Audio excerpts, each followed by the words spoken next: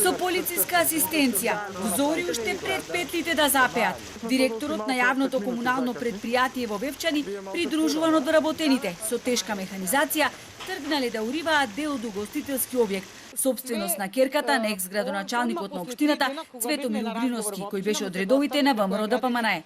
Рано наутро, уште во 5:30, дојде полициска кола тука, полициски службеници.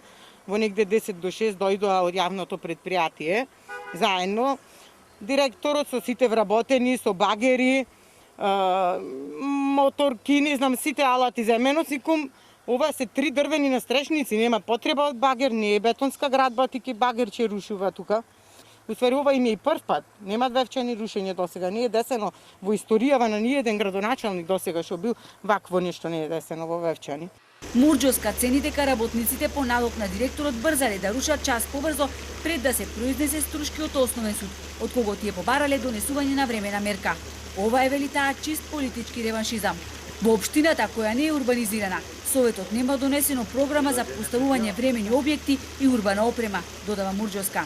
Значи, спрема законот све е дивоградба, ама пошто сме политички, да речам, политичка одмаз да постои кај нас тука, ние сме последни изградени тука, а први се рушиме. Ние плаќаме тука 30.000 комунална такса, лани му се плати. Значи, сите имат право да му ги бараат парите назад да се врати, зашто тие се незаконски пари. Без програма врз која основа ти наплаќаш, врз кој закон ги земаш тие комунална такса. Градоначалникот Јанковски признава дека од кога постои општината никогаш не била донесена програма за поставување на времени објекти и урбана опрема. И не само тоа, Вевчани нема генерален урбанистички план. Проблемот е што во општина Вевчани не постои нити генерален урбанистички план, не пак детален урбанистички план и врз основата не можат урбанистот да зацртат точни маркици каде ќе се поставува урбана опрема и тие работи. Меѓутоа овде е друг проблемот.